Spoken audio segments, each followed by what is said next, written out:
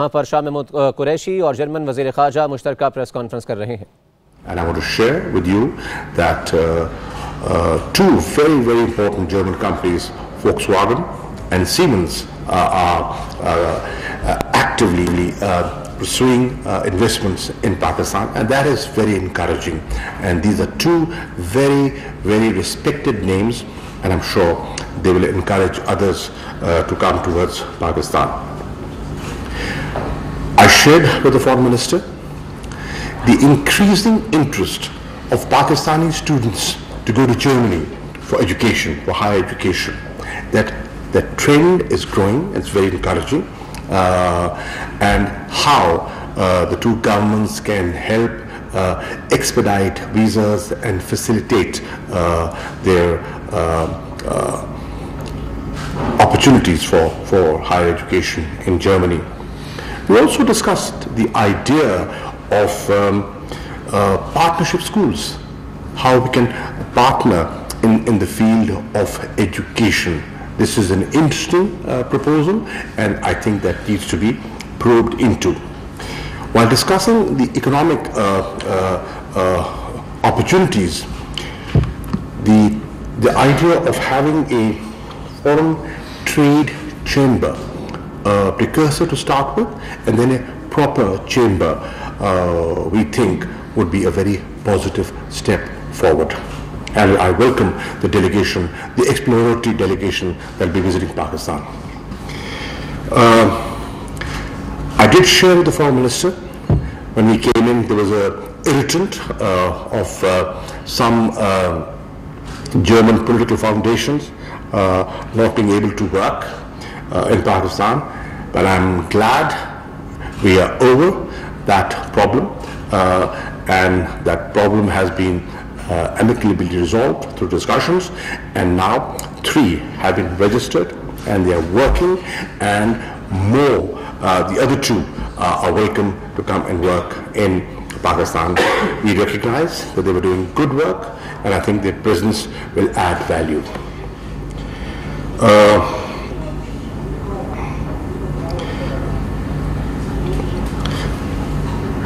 Obviously,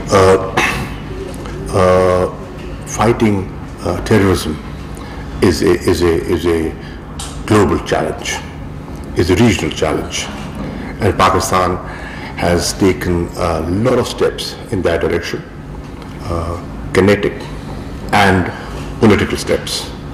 And I shared with the Foreign Minister the evolution of the National Action Plan, the horrific, tragic incident of the Army Public School in Peshawar.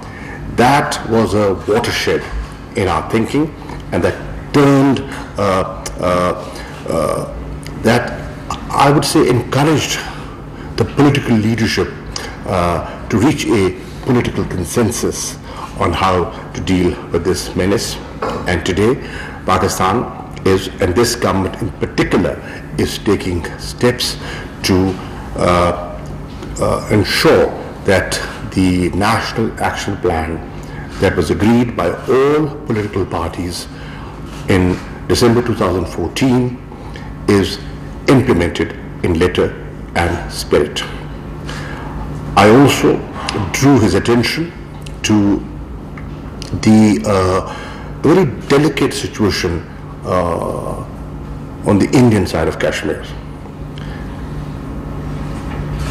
Pakistan feels that it needs to be addressed, and addressed immediately. Because if there are human rights violations, if there are atrocities, then there will be a reaction. And that reaction at times is difficult to contain. So, dialogue is the only way forward. Pakistan has never been shy of dialogue.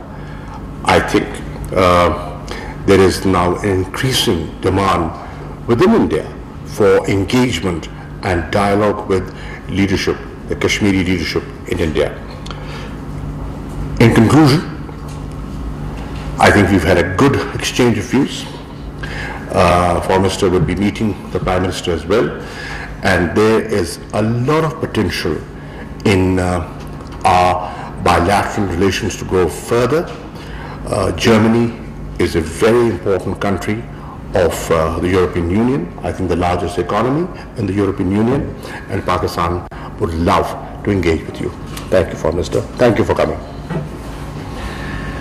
Ja, vielen Dank, lieber Herr Kollege. Ich freue mich auch, dass wir so kurz nach der Münchner Sicherheitskonferenz, auf der wir uns schon mal getroffen haben, und nach unserem Telefonat vor einigen Tagen heute hier in Islamabad treffen. Ich glaube, dass die Beziehungen zwischen Deutschland und Pakistan von einem intensiven Austausch geprägt sind, und den wollen wir weiter vertiefen. Das haben wir uns auch heute noch einmal vorgenommen. Thank you, dear colleague. I too am delighted about the opportunity to see you so soon after we met only a short time ago. Thank you, dear colleague.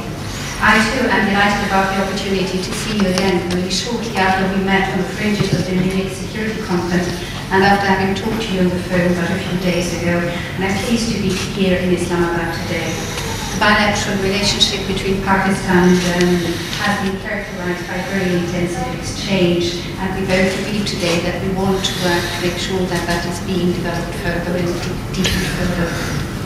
Und wie der Kollege angesprochen hat, haben die Handelsbeziehungen auch eine wichtige Rolle gespielt in unserem Gespräch heute. Deutschland ist Pakistans zweitwichtigster Handelspartner in der Europäischen Union.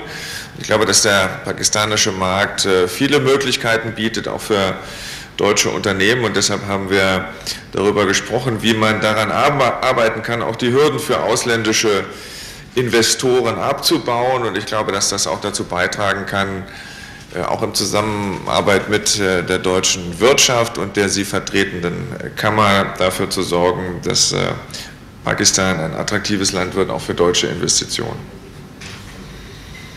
As the colleague pointed out earlier, the bilateral trade relationships has played a very prominent part in our exchanges today. Germany is the second most important trading partner of Pakistan in the European Union, and the market of Pakistan offers many numerous opportunities for German entrepreneurs and German companies. Today we talked about how we can reduce hurdles that make it difficult for foreigners and German companies to invest in Pakistan. We believe that this can make a contribution, if we work with the business community and the Chamber of Commerce, that we then can make a contribution towards attracting more investments to Pakistan. Und natürlich haben wir ganz besonders ausführlich über die Region und über die Stabilität in der Region gesprochen, und deshalb haben wir auch sehr begrüßt, dass die pakistanische Regierung sich für den Friedensprozess in Afghanistan stark macht. Sie wird bei diesem Prozess eine wichtige Rolle spielen. Letztlich tragen unsere Länder eine ganz besondere Verantwortung. Deutschland als zweitgrößter Truppensteller und Geber, Pakistan als Nachbar, Afghanistan, und deshalb haben auch meine Gesprächspartner in Afghanistan gestern immer wieder auf die Schlüsselrolle Pakistans hingewiesen, und ich bin davon überzeugt, dass die richtigen politischen Entscheidungen in Islamabad Pakistan Ansehen in der Welt steigern werden, und wir damit rechnen, dass es einen positiven Beitrag zum Friedensprozess auch in Afghanistan geben wird.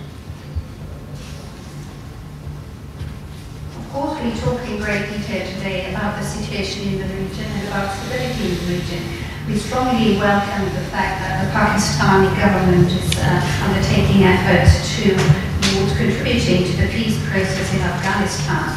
Pakistan is undoubtedly going to play a very important part in this process.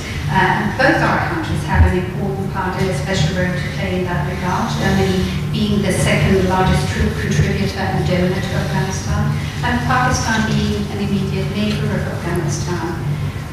When I visited Afghanistan before coming here, many of my interlocutors pointed out the key role that Pakistan has to play in the peace process in Afghanistan as they saw it. And I am confident that the right political decisions by the Pakistani side is also going to contribute towards further improving the standing of Pakistan in the world.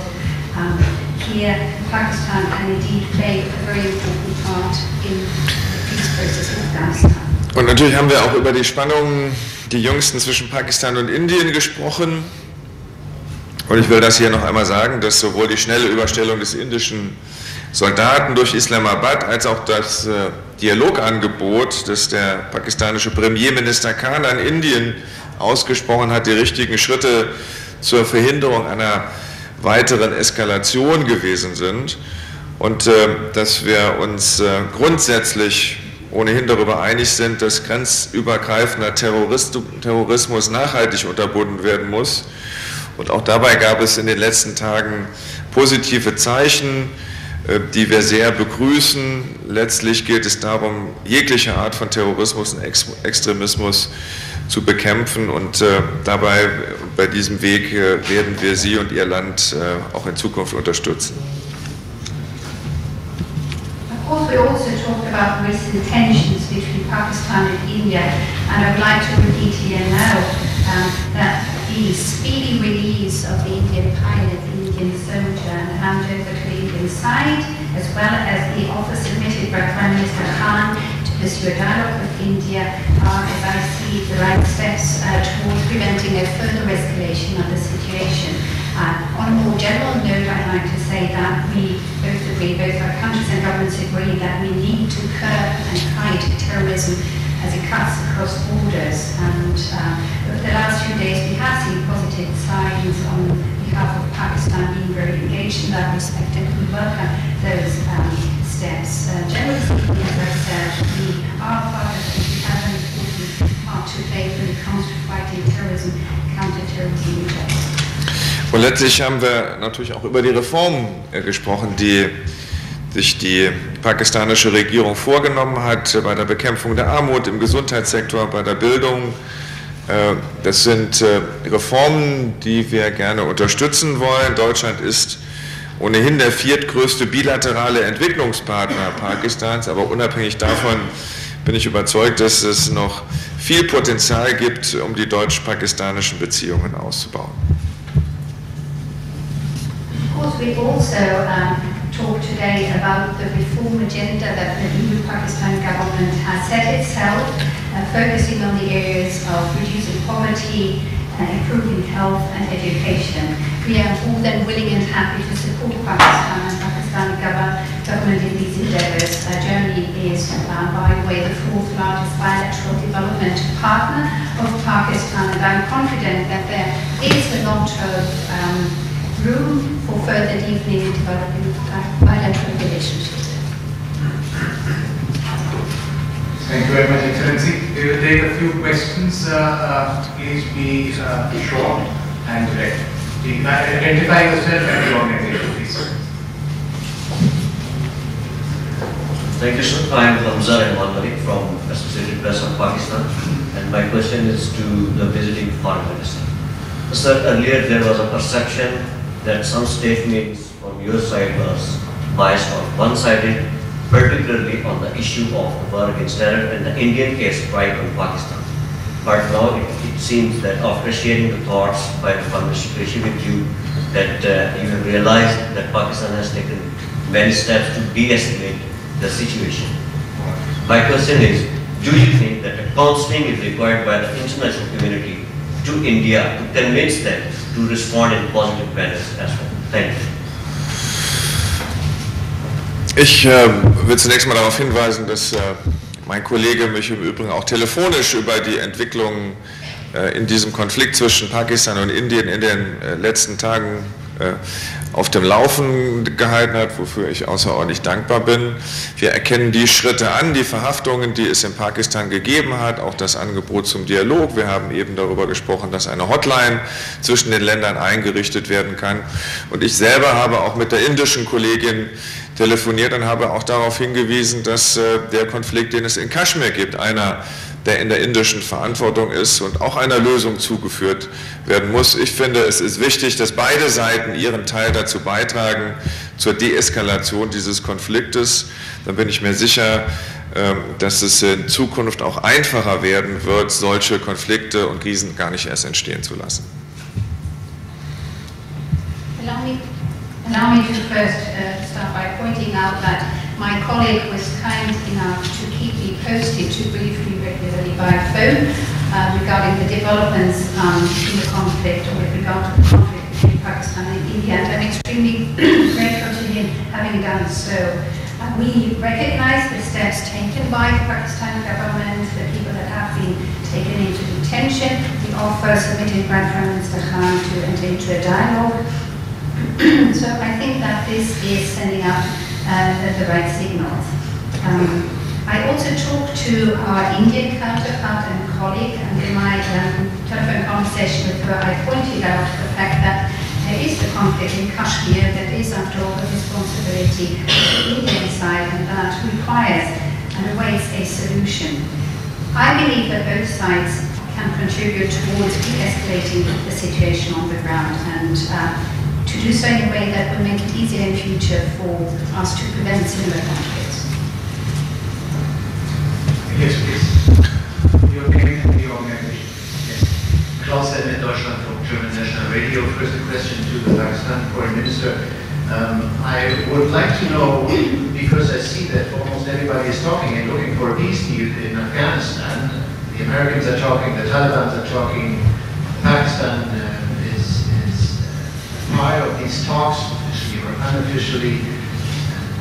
How important is the inclusion of the government in Kabul in order to reach an agreement? And when does the time come, do you think, that they will have to be included in the talks? And if I may, on the other side of your border in Afghanistan, there's a heavy troop presence, international troop presence. Do you regard this presence as a constructive part in Afghanistan, or do you see it as an impediment? Und an den deutschen Ausflug die Frage, Herr Maas, wie groß ist Ihre Sorge, dass es der afghanischen Regierung in Kabul schadet, dass es der Destabilisierung beiträglich, zuträglich ist, dass sie nicht Teil der Gespräche ist?